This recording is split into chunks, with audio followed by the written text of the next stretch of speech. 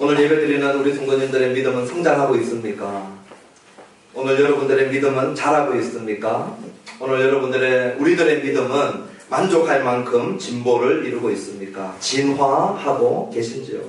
오늘 제가 우리 정현이 정은이 보면서 이 성장이라고 하는 생각을 가지고 올라왔는데 오늘 너무 좋은 모습을 보여줬습니다. 정말 어렸을 때 봤거든요. 정말 아기 때 봤습니다. 근데 저렇게 예쁘게 성장한 모습을 보고 하나님 앞에 참 감사했습니다. 오늘 우리의 믿음도 어린아이와 같은 믿음이 자라고 있는지요? 성장하고 있는지요? 만약 성장하지 못하고 있다면 그것은 무엇 때문인지 오늘 본문을 통해서 그 답들을 좀 볼 수 있게 되시기를 원합니다. 먼저 오늘 이 본문의 배경을 좀 보기를 원하는데 이 6장의 배경은 갈릴리 바닷가입니다. 우리 예수님께서 이제 디베라 지역에서 베세다 지역으로 가는 그 과정 가운데 6장 1절이 시작되어집니다. 갈릴리 바다가 이렇게 생겼는데 지도를 보면 이 위쪽이 이 갈릴리 바다 쪽인데 이 위쪽이 보면은 디베라 바닷가입니다. 제가 좀 디베라 바다를 보여드리도록 하겠습니다. 예. 갈릴리가 저 위에 저렇게 되어 있죠. 되어 있고 예, 저쪽에 지금 화살표가 있습니다. 영어로 되어 있어서 제가 저쪽에 화살표 있는 데가 디베라입니다. 여기입니다. 티베리아스라고 하는 지역이고요. 저기서 우리 주님이 배를 타고 지금 건너가십니다. 배를 타고 건너서 베세다 지역으로 갔습니다. 베세다라고 하는 지역으로. 저기가 약 직선거리로 4.6km 정도 됩니다. 배 타고 가면. 그런데 베세다에서 디베라에서 베세다까지 걸어서 가면 14.5km 정도 됩니다. 그래서 공간복음에 보면 우리 주님이 디베라에서 배를 타고 베세다 지역으로 건너간다고 마태, 마가, 누가복음의 오병이어 사건에 보면 기록되어져 있고요. 오늘 요한복음에 보니까 저기서 수많은 무리들이 예수님을 쫓아가기 시작한 것입니다. 그래서 이 갈릴리 바다를 또 호수를 우리가 기억을 하고 지금 디베라에서 베세다로 건너가고 있는 모습, 그리고 수많은 무리들이 만약 디베라에서부터 쫓아왔다면 14.5km를 직선거리도 아니고 이제 저기를 쭉 따라서 예수님이 지금 산에 계시지 않습니까? 산까지 올라오니까 오늘 예수님께서 저들이 배고파 하시고 또 저녁쯤 되었거든요. 저녁쯤 됐기 때문에 저들을 먹이려고 하시는 그 이유를 우리가 좀 알 수 있습니다. 오늘 우리가 지도에 봤던 것처럼 오늘 여기 배경과 상황은 디베라에서 베세다로 가시는 그 지역에 이동이 있었고 때는 저녁쯤이 되었고 그리고 전체적인 시기는 6월절 시기입니다. 6월절 시기가 유대인의 첫 달의 14일인데 이것이 조금 변동이 있기 때문에 양력으로 하면 3월 말에서 4월 초에 걸립니다. 그러니까 3월 말에서 4월 초에 이스라엘에 가면은 잔디들이 막 일어나기 시작하는 때이거든요. 그래서 오늘 6장 10절의 본문에 보면 정확하게 거기에 많은 잔디가 있더라. 공간복음에는 푸른 잔디들이 있더라. 그러니까 오늘 여기 복음서에서 기록하고 있는 기사들이 우리가 생각했던 것보다 정확하게 자세히 묘사되어져 있는 것을 보게 되는 것입니다. 오늘 이런 과정 가운데 우리 주님께서 이제 많은 기적들을 행하셨고 또 많은 병자들이 예수님께서 기적을 행하는 걸 보고 예수님을 따라옵니다. 수많은 사람들이 디베라에서부터 몰려와가지고 지금 베세다 지역까지 올라와서 예수님이 계신 곳을 향해서 나와오고 있는 부분이 오늘 읽었던 1절로부터 5절 앞부분까지예요. 수많은 사람들이 예수님께서 오시는 것을 보시고 우리 예수님께서 공간복음에 보니까 불쌍히 여기십니다. 그리고 아주 측은히 여기셔요. 생각해 보십시오. 먼 거리를 돌아왔고 그리고 이미 저녁쯤이 되었고 먹을 것이 없어요. 이 저녁에 이 한 5,000명의 남자들만 셌을 텐데 여자들 아이들까지 다 세면 15,000명에서 20,000명이 죽게 될 것입니다. 이 저녁 시간에 15,000명에서 20,000명을 어떻게 먹이겠습니까? 그렇죠. 오늘 우리가 한 30명 식사 준비하는데 한 몇 분이 준비하는데 하루 전날 준비하시든지 아니면 이 음식점에 부탁을 하든지 이렇게 해야지 준비가 되어지는데 오늘 5,000명 남자만 또 총 15,000명에서 2,000명 가까이를 저녁 때 먹이려고 하는 것은 이거 보통 일이 아닌 것입니다. 오늘 우리 주님께서 이걸 다 아심에도 불구하고 빌립에게 이 테스트를 합니다. 오늘 6절에 보니까 우리 주님께서 빌립에게 시험을 하신다라고 말씀하시면서 5절 후반부에 어떤 시험이냐면은 우리가 어디서 떡을 사서 이 사람을 먹이겠느냐 이렇게 물어봅니다. 우리 주님이 어디서 떡을 사가지고 이 수많은 사람들을 먹이겠느냐. 지금 저들을 긍휼히 여기시고 불쌍히 여기시는 주님이 이 말을 하신 이유가 6절에 보니까 빌립의 믿음을 시험해 보기 위해서다 이렇게 말했습니다. 오늘 저와 여러분들은 시험이라는 단어만 딱 들으면 트라우마가 오죠. 막 상처가 생기지 않습니까? 전혀 그렇지 않았습니까? 나는 학교 다닐 때 시험이라는 단어만 들으면 기쁘고 즐겁고 저는 상처는 없습니다. 목사님은 상처 있습니다. 네, 알겠습니다. 트라우마가 있을 수 있는 단어인데 사실은 이 시험에 긍정적인 면들이 많이 있습니다. 정말 제대로 공부하고 정말 배움이라고 하는 것은 반드시 시험을 통과하게 되죠. 우리가 책을 읽고 책에 대한 전문가들이 지식을 가르치고 난 다음에 반드시 해야 되는 것이 시험을 치르는 과정입니다. 시험을 치러보면 내가 무엇을 알고 있고 무엇을 틀렸는지 정확하게 알게 됩니다. 시험을 치기 전까지는 대충 아는 것 같고 다 아는 것 같지만 시험 쳐보면 점수를 매겨보면 정확하게 짚어보면 어디가 약하고 무엇을 틀렸는지 알게 되죠. 오늘 우리의 믿음도 우리 예수님께서 테스트 하시는 것입니다. 제가 이 테스트하는 믿음에 대해서 부정적인 생각을 하고 있다가 저희 인생 가운데 나는 누구를 테스트해 본 적이 없나 생각을 해봤어요. 믿음의 테스트를. 그때 제 마음속에 생각났던 것이 저희 어머니였습니다. 제가 영국에 오래 가 있었기 때문에 저희 어머니가 신앙생활 하는 얘기를 들었지만 교회에 열심히 나가고 집사라고 하는 직분도 받으셨지만 늘 와가지고 확인해 보고 싶었어요. 저희 어머니의 믿음이 정말 구원받는 믿음인가? 저희 어머니의 믿음이 정말 성경을 믿는 믿음인가? 저희 어머니의 믿음이 바른 믿음인가? 그래 와서 몇 가지 질문을 던져봅니다. 어머니, 예수님이 그리스도이신데 그리스도가 무슨 말입니까? 정답을 모르셔요. 늘 헤매셨습니다. 그리고 제가 시험해봤던 것이 이렇게 기도를 시켜보면 기도를 못하셔요. 식사 기도든 잠자기 전에 기도든 엄마가 한번 기도해보세요 하면 기도를 잘 못합니다.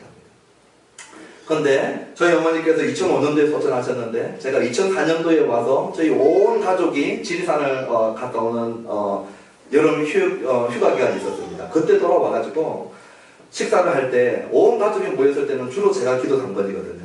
근데 그날은 제가 저희 어머니께 다시 한번 이 전체 가족이 모였는데 저희 어머니께 기도 부탁을 한번 해봤습니다. 테스트하려고. 우리 어머님이 어떤 믿음, 어떤 기도 생활하고 있는지 어머니 한번 기도해 주세요 그랬는데 그때 저희 어머니의 기도는 제가 잊을 수 없는 신앙의 기도를 하셨어요. 이 식사 기도가 그냥 1, 2분에 끝나는 게 아니라 줄줄줄줄 나오시는데 이거는 평상시 기도하지 않으면 할 수 없는 기도를 하셨고 그리고 예수님을 알지 못하면 할 수 없는 기도를 한다는 걸 기도하면서 알지 않습니까? 기도를 쫙 하시는데요. 제가 얼마나 감동을 받게 됐는지 몰라요.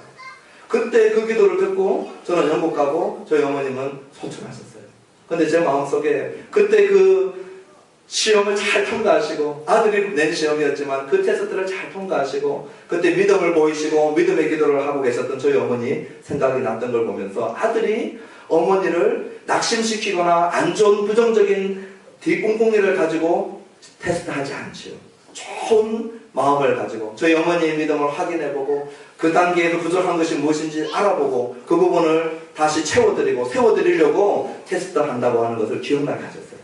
오늘 예수님께서 우리들의 시험을 테스트할 때에 우리들을 끌어내리시려고 테스트하고 우리에게 트라우마를 일으키려고 상처를 주려고 테스트하는 것이 아니라 저와 여러분들의 믿음을 확인하고 우리의 믿음을 한 단계 더 진전시키기 위해서 테스트한다는 걸 믿으시기 바랍니다. 어떤 분들은 테스트 얘기하면 욥 생각하시는 분들 계셔요. 아유, 욥처럼 나를 테스트하시면 나는 어떻게 하는가? 제가 장담합니다. 욥이 아닌 자에게 욥 같은 테스트 안 하니까 염려하지 마십시오. 오늘 초신자들이 욥기 읽고 하나님이 나에게 욥 같은 테스트하면 어떻게 하나? 제가 100% 남장하는데 욥이 아닌 자에게 욥 같은 시험을 하지 않습니다. 우리의 분량보다 조금 더 하나님께서 테스트하십니다. 오늘 내가 가지고 있는 믿음이 80이라고 하면 우리 주님은 85, 87의 분량으로 우리를 끌어올리기를 원하시는 것이지 오늘 내가 80인데 8천의 테스트를 하지 않습니다. 우리가 감당하지 못하는 시험을 주시지 않거든요. 오늘 우리 하나님께서 저와 여러분들을 테스트할 때 오늘 나의 믿음의 경계가 항상 80에 머무르고 있는 사람들 한 달, 두 달이 지나고 1년, 2년이 지나고 신앙생활한 지 10년이 지났는데도 늘 거기서 머무르는 자들에게 오늘 우리 주님이 테스트 하시는데 그 경계를 무너뜨리고 한 발자국 더 나가게 하고 우리의 믿음의 진보가 있도록 우리 주님이 이 시험을 하신다는 사실을 기억하게 되기를 바랍니다. 아멘. 우리 하나님은 구약에도 테스트 하셨고요, 신약에도 테스트 하시는 하나님이셨습니다. 출애굽기 20장 20절에 보니까 모세가 백성에게 이르되 두려워하지 말라. 하나님이 임하심은 너희를 시험하고 테스트하시는 것이죠. 그 시험의 목적이 무엇이냐? 잘 들어보십시오. 절대 너희를 끌어내리거나 힘들게 하려고 하는 것이 아닙니다. 너희로 경외하여 범죄하지 않게 하려 하십니다. 우리 주님이 우리를 시험할 때는 하나님을 경외하게 만들고 또 깨어서 시험에 들지 않게 하려고 우리 주님께서 우리를 시험한다고 말씀하십니다. 시편 26장 2절에도 보니까 여호와여 나를 살피시고 시험하사 내 뜻과 내 양심을 단련하소서. 뭐 하시게 하려고요? 단련하게 하려고 이 시험을 구하고 있는 것입니다. 고린도후서 13장 5절에 보니까 너희는 믿음 안에 있는가 너희 자신을 시험하고 너희 자신을 확정하라. 너희들이 믿음에 있는지 시험해보라는 것입니다. 그러니까 이 시험이라고 하는 단어가 낯선 단어가 아니라는 것입니다. 그런데 오늘 제가 특별히 주목하고 싶은 구약의 본문은 신명기 8장 16절입니다. 제가 읽어드리겠어요. 내 조상도 알지 못하던 만나를 광야에서 내게 먹이셨나니 이는 다 너를 낮추시며 너를 시험하사. 뭐 하신다고요? 시험하사. 그 목적이 뭔지 잘 들어보십시오. 마침내 내게 복을 주려 하심이었느니라. 우리 주님이 광야에서 만나를 내리셔서 만나를 먹이셨던 적이 있었어요. 그래서 만나를 먹일 때 매일 거둘 양을 정하시고 주일날 안식일날 전에 거둘 양을 정하십니다. 그래서 그것을 그대로 따르는지 안 따르는지 시험하십니다. 하나님께서 명령하시는데도 따르는지 안 따르는지, 그 따르는 자에게 어떻게 하나님께서 갚으시고 복 주시는지, 이런 시험을 통해서 결국은 우리들에게 뭐 하시려고 하시냐면요, 복 주시려고. 그러니 우리 하나님께서 오늘 저와 여러분들을 테스트하실 때에, 시험하실 때에 오늘 저와 여러분들을 축복하시려고 하는 하나님의 의도를 저와 여러분들이 믿어 의심치 않게 되기를 축원합니다. 모든 걸 다 아시는 분, 모든 걸 다 하실 수 있는 분이 오늘 왜 빌립에게 이 5,000명을 먹일 수 있는지 물어보셨겠어요? 우리 주님이 하실 수만 있으면 혼자서 창조의 능력을 가지고 계신 분 아니십니까? 혼자서 마음껏 창조하시고 만드시고 먹일 수 있는 분 아니십니까? 우리 주님이 왜 빌립을, 왜 안드레를, 예수님의 제자들을 동참시키시겠습니까? 우리 주님은 그들을 이 시험을 통과하여서 그들의 믿음도 함께 자라가고 그들의 믿음이 더 굳세어지고 우리 주님이 하는 일에 동참시키시려고 한다는 사실을 저와 여러분들이 기억할 수 있었으면 좋겠습니다. 주님의 일에 동참하는 이 특권들을 누릴 수 있는 길인 것입니다.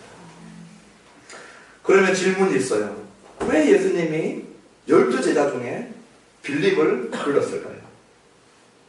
12명의 제자들이 따라오는 사람들 중에 왜 예수님이 빌립한테 이거 물어보셨을까요? 어디 가서 사서 어떻게 먹이면 좋겠느냐?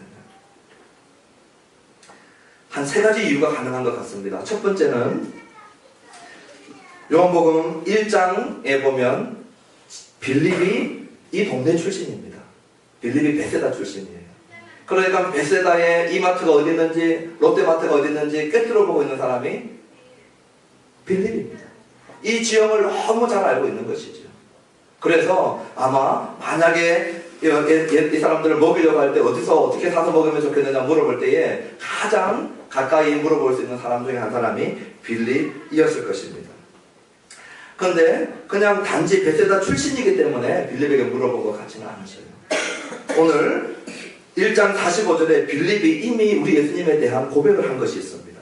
빌립이 나다나엘에게 이렇게 고백했어요. 잘 들어보십시오. 제가 읽어드립니다. 모세가 율법에 기록하였고 여러 선지자가 기록한 그 일을 우리가 만났으니 이는 나사렛 예수라. 지금 예수님이 빌립을 불러서 따라오라고 그랬거든요. 1장에. 예수님을 따라갔던 빌립이 뭐라고 고백하냐면 모세와 여러 선지자들이 기록했던 그 사람이 여기 나사렛 예수입니다. 나사렛 예수님에 대한 이 경험이 있는 것이, 지식이 있는 것이에요. 그러니 우리 주님께서 자기를 알아보고 모세와 선지자에 기록된 그 사람이 예수님이라고 고백한 이 빌립을 테스트하시는 것이지요. 그리고 세 번째 이유는 2장에 우리가 잘 알다시피 우리 예수님께서 창조적인 사역을 하신 사건이 있습니다. 가나 혼인 잔치에 물을 포도주로 만드신 사건이 있죠. 이거는 창조 사역입니다. 물을 포도주로 만든 사건에 예수님의 12제자들이 거기 있었어요. 예수님의 12제자 중에 누구도 있었습니까? 빌립도 있었죠. 그리고 2장 11절에는 그 기적을 보고 예수님의 제자들이 믿더라. 그러니까 빌립은 그 동네 출신입니다. 이쪽 지역을 잘 알고 있어요. 그리고 예수님이 모세와 선지자의 글에 기록된 자인지를 알고 있고 가나 혼인 잔치에 물이 변하여 포도주가 되는 사건을 목격한 자입니다. 오늘 이 빌립에게 예수님께서 기대하셨던 것이 어디 가서 지금 이 늦은 시간에 저녁에 가가지고 갑자기 불러닥친 15,000명, 2,000명을 먹이라고 하는 것이 아니죠. 불가능한 것입니다. 우리 30명, 50명도 준비하지 않으면 먹이지 못하는데 이 늦은 시간에 2만 명이나 되는 무리들을 빌립에게 물어보신 것은 빌립아, 네가 나를 통하여서 이미 나를 일장에서 만나고 내가 행했던 기적들을 보았기 때문에 이제 너의 믿음이 자라서 성경을 이해하고 성경을 믿는 믿음, 예수님이 누군지 꿰뚫고 통찰하고 이 예수님이 하나님의 아들이시오 창조주의 능력을 가지신 분이라는 것을 알고 있는 이 빌립에게 테스트를 하셨던 것이죠. 그런데 이 빌립이 오늘 이 테스트에 실패합니다. 빌립을 보십시오. 뭐라고 대답하냐면 오늘 빌립이 7절에 이렇게 대답합니다. 각 사람으로 조금씩 돈을 받아도 200데나리온의 떡이 있다 할지라도 못 먹입니다. 무슨 말입니까? 지금 빌립은 철저하게 경제 논리로 접근하죠. 생각해 보십시오. 돈을 받겠다는 것입니다. 여기에 지금 올라와 있는 사람들을 먹일 때에 한 사람 앞에 돈을 조금씩 받아가지고 돈을 조금씩 받아서 200데나리온 만약에 기술자가 하루 임금을 계산할 때에 약 8개월치에 쉬지 않고 8개월 일한 임금입니다. 한 달에 우리가 약 300만 원을 잡는다고 하면은 빵을 2,400만 원어치 사가지고 지금 이마트에 가서 빵을 2,400만 원어치 사갖고 와서 먹여도 부족하다는 것이에요. 지금 계산을 쫙 해보니까 약 한 2만 명이 앉아있는데 돈을 갖다가 조금씩 받아가지고 그것을 다 모아보니까 한 8개월 임금이 되는 것인데 200데나리온. 이 200데나리온 되는 걸 갖다가 또 다 모아서 나눠가지고 계산을 해보니까 못 먹인다는 것이죠. 못 먹인다는 거. 그러니까 빌립이 예수님의 테스트에 반응하고 있는 모습이 뭐냐면 철저하게 시장 논리로, 경제 논리로, 이성적으로, 합리적으로 반응하고 있어요. 오늘 하나님의 테스트에 많은 사람들이 이 범주에 갇혀서 실패합니다. 우리 하나님께서 테스트할 때에 철저하게 내 경험에 묶여있는 분들 너무 많습니다. 철저하게 이성적입니다. 철저하게 과학적입니다. 철저하게 논리적입니다. 철저하게 합리적입니다. 여기에 문제가 무엇입니까? 이것이 잘못된 것 아니죠. 논리적이고 합리적입니다. 우리의 신앙은 논리적이고 합리적이어야 합니다. 우리의 신앙의 삶도 논리적이고 합리적이어야 합니다. 그렇지만 여기에 묶여버리면 하나님의 능력과 기적을 경험할 수 없는 것이죠. 오늘 빌립이 보고한 것은 똑똑한 정보에 대한 상황 분석입니다. 오늘 빌립이 정확한 정답을 제시했어요. 2만 명을 먹일 길이 없습니다. 이 늦은 시간에. 정답을 제시했는데 이 정답의 약점이 뭡니까? 이 정답에 해답이 없다는 것이에요. 이렇게 똑똑한 분석이 답을 못 가져오는, 이 해결책을 못 가져준다는 것입니다. 오늘 빌립이 철저하게 자기의 경험과 합리적인 접근, 산술적 계산의 범주를 넘지 못했을 때에 해결책을 제시하지 못하고 똑똑한 정답만 얘기하고 거기서 끝나는 모습을 보게 되는 것이죠. 오늘 저는 사랑하는 교회에 빌립이 있어야 된다고 생각합니다. 우리 안에 합리적으로 생각하고 논리적으로 생각하는 이 훈련이 잘 되어져야 된다고 생각합니다. 그렇지만 빌립만 있어서는 안 되고 믿음을 가지고 움직이는, 믿음에 반응하는 자들이 더 많이 나와야 되는 줄 믿습니다. 절대 경험에, 논리에, 이성의 범주에만 묶여서는 안 된다는 것이죠. 이 실패를 옆에서 지켜보던 안드레가 빌립보다는 조금 더 나은 모습을 보여줍니다. 오늘 9절에 보니까 안드레가 예수님 앞에 자원해서 나옵니다. 자기가 스스로 예수님 앞에 나와요. 안드레가 예수님 앞에 나와가지고 아주 보잘것없는 거, 한 아이의 보리떡 5개와 물고기 2개를 예수님께 소개하는 모습을 보여주고 있습니다. 오늘 이 안드레의 모습을 통해서 빌립보다는 조금 더 나은 모습을 보여줍니다. 왜냐하면은 이 예수님 앞에 자원해서 나와가지고 이제 무엇인가를 예수님 앞에 올려다 드리면서 우리들의 보기에는 터무니없는 것이지만 예수님 손에 들어갔을 때에 무엇인가 일어날 수 있지 않겠는가 하는 작은 믿음의 이 씨앗을 이 안드레의 모습 가운데 볼 수 있기 때문이에요. 그런데 안드레도 역시 이 한계를 보여주고 있는 모습을 보는데 그것이 9절 후반부에 나오는 것입니다. 그것이 이 많은 사람에게 얼마나 되게 삼나이까. 오늘 주님 앞에 바쳐드리면서 이것이 결국은 아무것도 못할 것 같아 라고 하는 안드레도 이 한계에 부딪힌 모습을 보게 되는 것입니다. 이 오병이어 사건은 사복음서 중에 유일하게 사복음서가 다 기록하고 있는 기적입니다. 요한복음만 기록하고 있는 기적이 있고요. 마태, 마가, 누가만 기록하고 있는 기적이 있습니다. 예를 들어서 가나 혼인잔치는 마태, 마가, 누가복음에 없습니다. 나사로를 살리신 사건 없습니다. 이거는 요한만 기록하고 있어요. 그렇지만 사복음서가 모두 기록하고 있는 예수님의 기적은 딱 하나입니다. 그게 뭐냐면 오늘 저와 여러분이 읽었던 이 오병이어의 기적입니다. 이 기적은 마태도, 마가도, 누가도, 요한도 예수님의 기적 중에 유일하게 딱 하나 기록되어져 있는데 요한복음에서만 이 떡이 보리떡이라고 밝혀요. 그 당시에 사람들이 주로 애호하고 잘 먹던 떡은 밀떡입니다. 그리고 로마 시민권을 가진 사람들은 보리떡 먹는 걸 하찮게 여겼고 보리떡은 이 동물 사육용으로 사용했던 기록들이 남아있어요. 그러니까 오늘 이 어린아이가 우리 주님 앞에 바쳤던 이 보리떡은 우리가 이 파리바게트 가가지고 맛있게 구워 나온 이 곡식빵이 아니라는 거죠. 이것이 큰 덩어리가 아닙니다. 마치 비스켓처럼 조그만한 이 조각들이에요. 그러니까 조그만한 이 조각 같은 떡인데 이것도 요한복음은 뭐라고 얘기합니까? 보리떡. 그리고 여기 나오는 물고기 2마리도 헬라어로 물고기는 익투스입니다. 익투스는 제법 큰 물고기들이에요.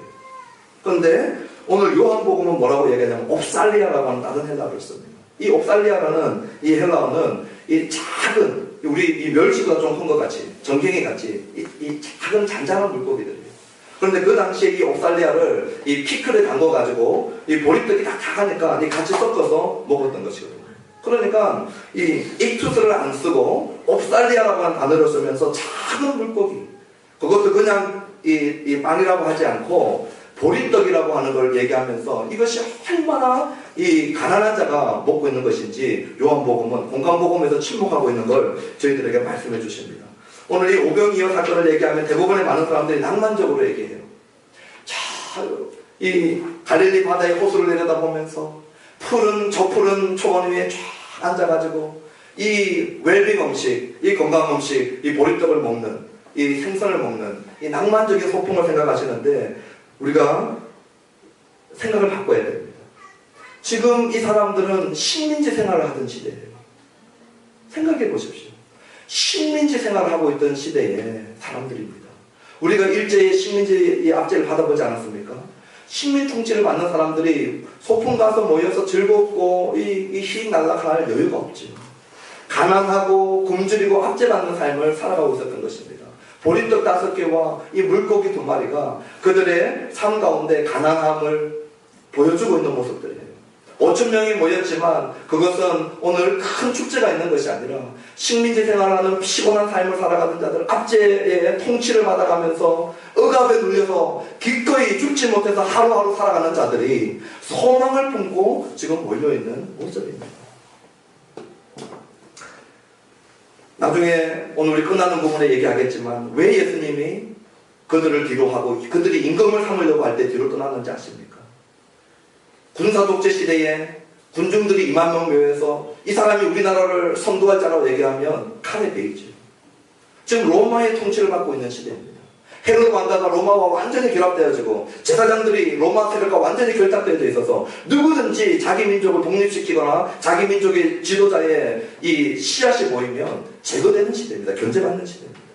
그 백성들에게 있어서 임금은 구약에서 약속하시는 메시아, 우리의 죄 문제를 해결하고 우리의 죽음의 문제를 해결하는 이 메시아의 한 부분은 전혀 이해하지 못하고 오늘 이스라엘 백성들이 모여서 예수님을 임금으로 삼으려고 하는 목적은 하나예요. 우리 굶주린 배를 채우고 이 식민 통치에서 지긋지긋한 이 정치적 압제에서 경제적 식민지, 정치적 식민지, 외교적 식민지, 군사적 식민지에서 노임을 받고 싶은 것이지 죄와는 상관없습니다.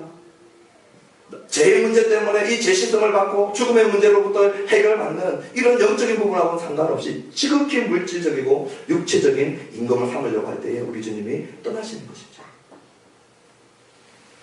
오늘 이 보리떡 5개를 우리 주님 앞에 안드레가 올려 드리는 모습을 보지만 안드레에게도 결국은 이것으로 아무것도 할 수 없다라고 하는 믿음의 한계를 보여주고 있는 본문이 오늘 빨리 우리 예수님께서 이제 10절에 친히 해결책을 보여주십니다.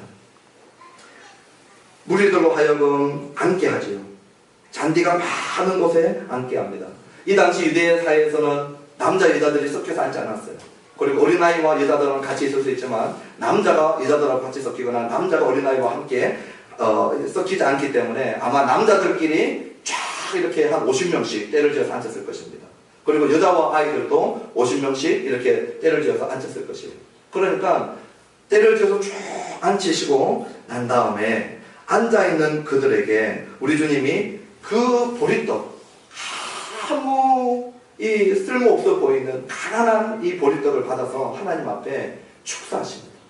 감사하셔요.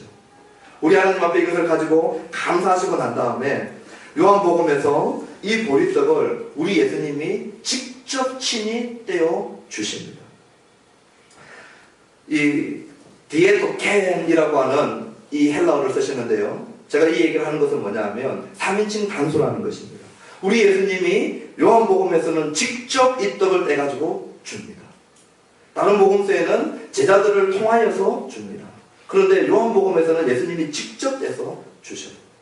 왜 요한복음에서는 사도 요한이 예수님이 직접 떼는 것을 강조하고 있을까요? 이제 우리가 다음 주에 보게 될 내용하고 연결되어서 제가 길게는 하지 않겠는데 다음 주에 보는 부분에 보면 우리 예수님이 이 떡의 의미를 설명하십니다. 공강복음에서 침묵하고 있었던 요한복음에서 이 기적의 의미를 설명하실 때에 우리 주님께서 하신 말씀이 뭐냐면 이 떡은 자기 자신의 몸을 상징적으로 비유한 떡이라 말씀하셔요. 그래서 나의 몸을 먹음으로 말미암아 너희들이 이전에 광야에서 만나를 먹었을 때와 같이 먹고 죽는 것이 아니라 예수님께서 십자가에서 우리를 위해서 곁들여 주시는 자신의 몸을, 자신의 죽음을 통하여서 우리들에게 영원한 생명을 주시겠다라고 하는 이 설명을 해주십니다. 그때 예수님이 뭐라고 하냐면 내가 친히 그 하늘 양식을 너희들에게 주리라 이렇게 설명하셔요. 하늘 양식, 영원히 영생하는 생명 양식을 예수님이 친히 주시겠다고 후반부에 설명하실 때 오늘 여기 친히 예수님께서 디에도켄 자기 자신이 이 떡을 내서 주는 모습을 보여주십니다. 또 하나 우리가 주목할 것은 뭐냐면 그들의 원대로 주십니다. 여기 보십시오. 배고픈 자들이 몰려왔어요. 허기진 자들이 와 있습니다. 그들이 원하는 대로 풍성하게 주셔요. 우리 주님이 베풀어 주실 때에 박하게 주지 않습니다. 오늘 여기 모인 자들에게 배불리도록 그들이 원하는 대로 또 주십시오 주님, 또 주십시오 주님, 내미는 손들마다 우리 주님 거절하지 아니하고 또 먹여주시고 또 채워주시고 또 베풀어 주시는 것이에요. 할렐루야. 우리 주님이 오셨을 때 이렇게 말씀하셨죠. 양들로 하여금 생명을 얻게 하고 또 더욱 풍성히 얻게 하려 하시며, 우리 주님 우리가 생명을 얻을 뿐만 아니라 이 땅에서 풍성한 생명을 누리기를 원하십니다. 이것은 양적인 것만 얘기하는 것이 아니라 질적인 생명도 포함하고 있는 것이에요. 하나님께서 주시는 환경을 뛰어넘는 기쁨과 평안 있을 수 있습니다. 오늘 이 땅에서 천국의 희락을 맛볼 수 있는 것입니다. 오늘 이 땅에서 질적으로 다른 삶을 살아갈 수 있는데, 오늘 우리 예수님께서 그것을 우리들에게 주시겠다는 것이에요. 풍성히 주시겠다고 약속하시고, 또 하나 더 기억하는 부분은 남은 조각을 거두지 말고 남은 조각을 다 거둬서 버리는 것이 없게 하라 말씀하십니다. 어떤 사람은 우리 예수님이 경제적인 이유 때문에 검소하셨기 때문이다, 그렇게 얘기하시는 분들이 계셔요. 맞습니다. 우리 크리스찬들이 검소해야 됩니다. 그런데 오늘 본문에 말씀하고 있는 것은 그냥 검소하라, 경제적인 삶을 살아라, 이런 차원이 아니라 오늘 6장 12절에 나오는 것, 여기 버리는 것이 없게 하라 라고 하는 이 단어하고 6장 27절에 나오는 썩을 양식을 위하여 할 때 썩을 양식하고 똑같은 단어입니다. 이 아폴룸이라고 하는 이 단어를 써가지고 버리는 것, 썩는 것이 같은 헬라어인데, 오늘 우리 성경에 보면 우리 한글 성경은 조금 다르게 번역해놨죠. 무슨 의미입니까? 오늘 우리 예수님께서 떡을 다 이 남은 조각을 거둬서 버리지 말라라고 하는 것은, 오늘 썩을 양식을 위해서 일하지 말고 영생하도록 하는 이 양식을 위해서 일하라고 할 때 우리 주님이 자신을 가리키기 위해서 이 말씀을 하고 계시는 것이죠. 그러니까 이 떡을 버리는 것이 나중에 우리 예수님이 자신의 몸을 비유로 설명하시기 때문에 하나도 버리지 못하게 하고 계시는 것이에요. 그 의미들을 기억하면서 우리 주님이 경제적인 이유 때문이 아니라 이 영적인 의미를 설명하기 위해서 다 모으도록 하시는 모습을 보게 됩니다. 그런데 저는 개인적으로 섭섭했어요. 왜 섭섭했냐면, 성경을 읽고 우리가 묵상하다 보면 개인적으로 섭섭할 때가 있습니다. 오늘 여기 13절에 보니까요, 우리 주님이 이렇게 말씀하시죠. 보리떡 5개로 먹고 남은 조각이 12바구니. 그러니까 기적을 베풀고 난 다음에 분명히 기적을 베풀 때는 보리떡 5개와 또 뭐가 있었습니까? 물고기 2마리가 있었어요. 그런데 오늘 잘 먹고 난 다음에 거뒀는데 뭐가 없어요. 제가 물고기를 얼마나 좋아하는데 생선, 저는 떡과 생선 중에 양자택일이라고 하면 1초도 안 걸립니다. 생선. 우리 사모님이나 떡을 좋아하시지? 저는 떡에 취미가 없는데 우리 주님이 생선은 관심이 없었어요. 떡만 지금 다 거두어 모았습니다. 그래서 제가 조금 섭섭했어요. 주님, 저 같은 사람은 생선 필요한 사람은 어떻게 합니까? 생선은 한 대 없고 이 12바구니에 떡만 가득 차 있는 모습을 봅니다. 근데 요한복음에 이 진미가 여기 있어요. 우리 주님께서 뺄 걸 빼고 남길 걸 남겨놓을 때는 다 이유가 있습니다.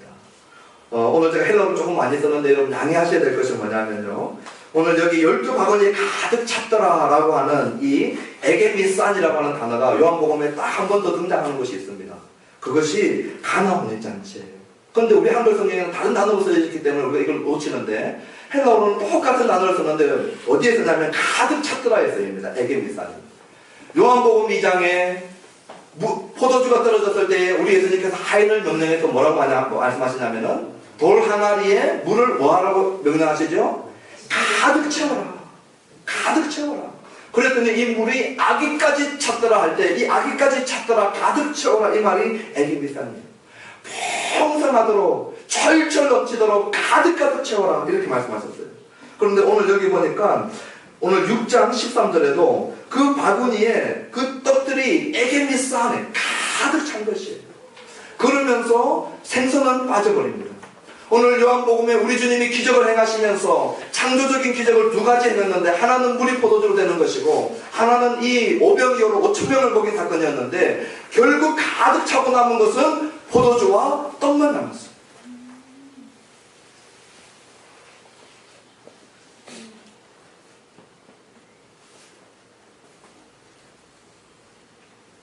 유월절을 말씀하시면서 십자가에서 몸을 깨뜨리시고 피를 흘려서 오늘 우리를 구원하시고 우리에게 생명을 다하시고 풍성히 다하시는 이 예수님을 드러내시려고 우리 주님이 가나의 혼인잔치에서 포도주를 가득 채우셔서 풍성하게 만드시고 오늘 이 떡들을 남김없이 그 바구니에 가득 담아와서 떡과 포도주를 남기시면서 우리들에게 풍성하게 부어주시는 주님의 은혜를 보여주시는 것입니다.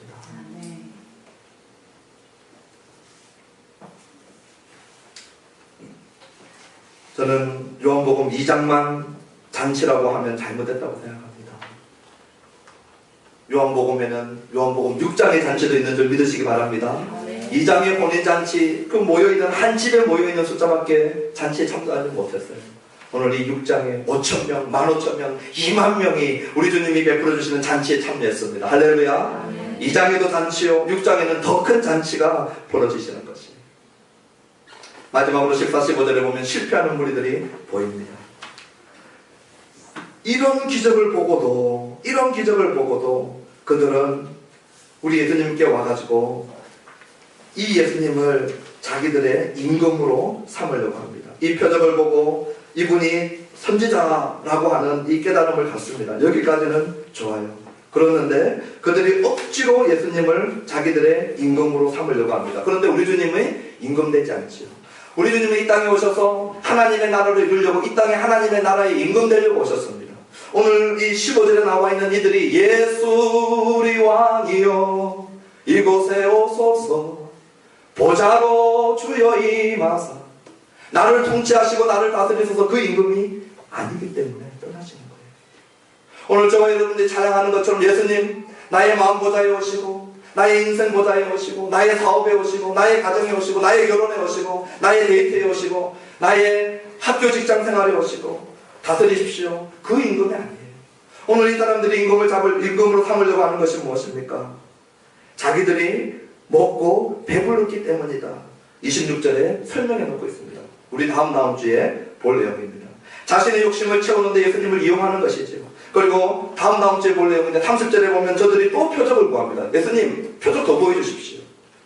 요한복음은 단칼에 이런 믿음을 배워버립니다. 뭐라고 하냐면 나를 보고도 믿지 아니하는도다. 이런 믿음을 예수님은 불신앙이라고 얘기합니다. 36절에.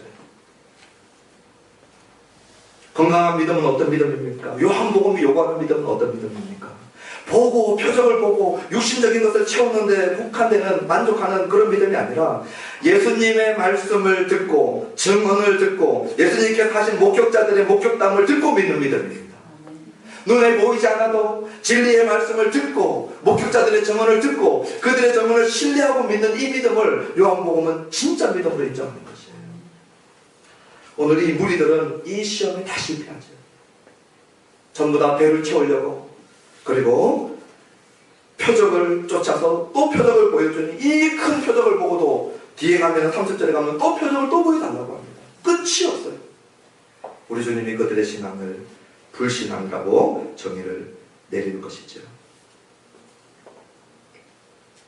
말씀을 맺도록 하겠습니다.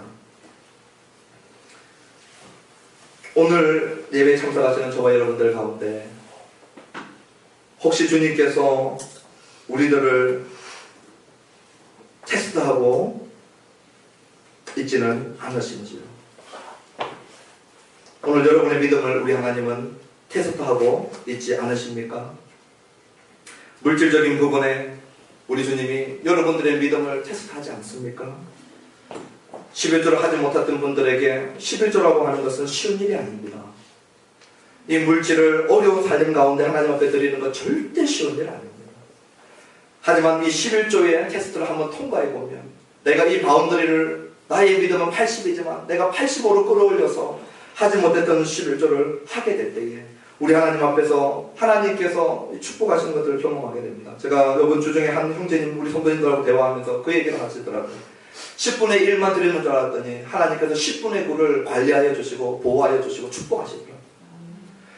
믿음을 통과한 자들의 고백들입니다.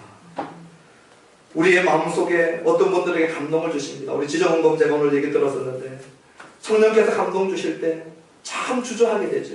하나님께서 우리의 물질 속에 어떻게 사용할 것인가 물어볼 때 성경검으로 북한 선교로 중국 선교로 또 정말 힘들게 사는 선교사들이나 교역자들이나 우리 성도들 중에 어려운 사람들 감동 주실 때 그 감동을 붙들고 기도하고 순종하는 자리까지 나가야 되는데 그 걸음을 옮기기가 쉽지 않습니다. 물질적인 영역에 테스트를 받으십니까? 여러분 승리하게 되기를 바랍니다. 순종하게 되기를 바랍니다. 그래서 80에서 85로 뛰어넘는 믿음의 진보가 있게 되기를 바랍니다. 10의 1만 아니죠. 7의 1. 주일 성수하는 것 쉬운 일 아닙니다. 지금처럼 바쁘게 공부해야 되고 바쁘게 일해야 될 때에 10의 1이 11조라면 7의 1은 주일 성수인데 7의 1을 하나님 앞에 드리는 건 절대 쉽지 않습니다.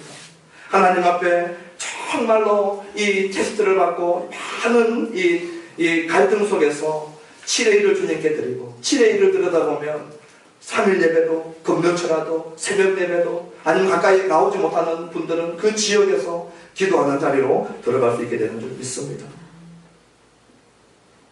일상생활 가운데 거룩함의 영역은 어떻습니까? 오늘 내 마음속에 우리 하나님께서 감동 주시는 부분들이 있죠. 이런 죄악들은 끊어내라. 이런 죄악들은 단절하라. 이런 죄악들로부터 멀어지라. 이런 죄악들은 내가 싫어하는 것이다. 우리 안에 감동 주시는 그런 영역들이 있을 때에 여러분 이 테스트를 통과하게 되기를 바랍니다. 단호하게 하나님이 주시는 감동을 붙들고 자기 입술로 선포하고 할 수만 있으면 형제 자매들에게도 선포해도 괜찮아요. 그럴 때에 사단의 이 착고들이 풀려지는 것입니다. 여러분들 안에 담배, 술, 음란 많은 부분들 속에 성령께서 감동 주실 때에 여러분 이 테스트를 잘 통과하시고 믿음의 진보가 있게 되기를 주님의 이름으로 축원합니다. 신앙생활에는 기말고사가 없어요. 낭만되시죠? 신앙생활에는 중간고사밖에 없습니다. 기말고사는 마지막 우리 호흡이 끝나는 날 칩니다. 내 마지막 호흡이 끝나는 날 내가 의식 있는 그 시간에 마지막 호흡으로 기말고사 치는 것이에요. 그때에도 주님의 십자가밖에 없습니다. 할렐루야. 이게 기말고사입니다. 그때까지 우리 모두는 중간고사밖에 없어요. 끝이 없습니다. 계속 테스트를 통해서 우리에게 복 주시려고 하시는 우리 하나님의 의도를 알고 이 테스트를 중간고사를 잘 쳐서 믿음의 진보가 있는 저와 여러분 되기를 주님의 이름으로 축원합니다. 그래서 정말 목사가 볼 때도요, 우리 성도님들을 축복할 때, 제가 새벽에 기도하거나 밤에 나올 때 기도할 때 진짜 축복하고 싶은 성도들이 좀 되어주십시오. 하나님 앞에서 몸부림치고 내 사업이 어렵고 내 가정이 어렵고 내 결혼생활이 어렵고 내 자녀가 어렵고 내 건강이 어려워도 믿음으로 서려고 할 때 목사가 앞에 나와가지고 하나님 저 성도를 붙들어 주시고 축복하여 주시옵소서. 하늘을 열시고 축복하여 주시옵소서. 하나님이 주시는 축복이 무엇인지 경험하게 하여 주시옵소서. 쏟아집니다 마음속에. 그런데 축복하면 화가 되는 분들이 있어요. 기도가 막히죠. 이 상태에서 잘 돼버리면 화가 됩니다. 하나님으로부터 멀어지게 되고 하나님을 의지하지 않냐고 자기 힘과 자기 재력과 자기 지식으로 살아가게 되는 자를 어떻게 목사가 양심이 있어서 축복하겠습니까?